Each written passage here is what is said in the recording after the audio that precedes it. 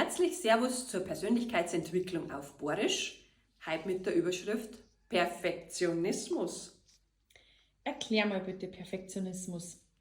Ein Perfektionist ist jemand, der wo extrem hohe Maßstäbe an sich selber und vor allen Dingen auch an andere stellt.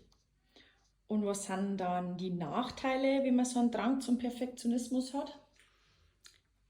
Dass die Maßstäbe, die wo man sich selber auferlegt und auch anderen auferlegt, meistens so überzogen sind, dass die gar nicht erfüllbar sind.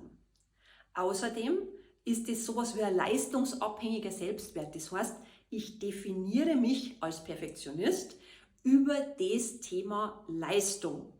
Leider Gottes sind viele von uns so erzogen worden, und zwar, wenn ich Leistung bringe, werde ich geliebt.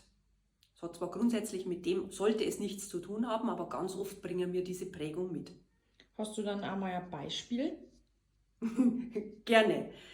Vor vielen Jahren habe ich mal eine Nachbarin gehabt, die hat von mir den Titel Mrs. Perfect verliehen gekriegt. Weil die war so super perfekt, die hat immer perfekt ausgeschaut.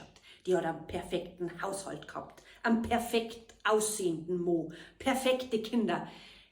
Die ist mir so am Senkel gegangen, weil bei sowas kannst du immer nur verlieren und dich schlecht fühlen.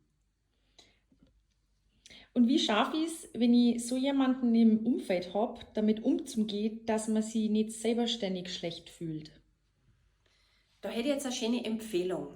Es war ganz toll, wenn du es schaffst, ein bisschen mit Abstand auf den Menschen zu schauen und dich fragst, warum macht er das? Das ist ganz einfach. Derjenige möchte seinen Selbstwert aufpolieren durch das, dass er im Umfeld perfekte Zustände schafft.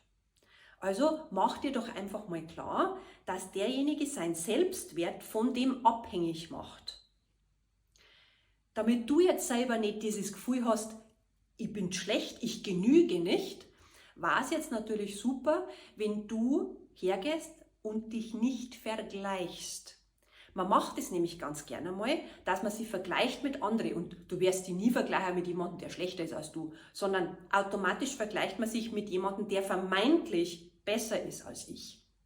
Und jeder Experte, jeder Spezialist, auch Psychologe, kann dir sagen, dass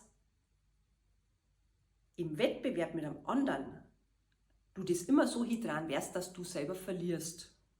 Und das ist ja nicht Sinn und Zweck, sondern wenn man mit irgendwas in Wettbewerb geht, dann am besten mit sich selber. Also das heißt nicht mit anderen vergleichen, sondern wenn ich halt selber mir einen Ansporn geben möchte, dann sollte ich mich mit mir selber vergleichen. Das heißt, ich nehme mir den Vorsatz, ich möchte morgen einfach ein Stück weit besser sein, als ich es heute bin.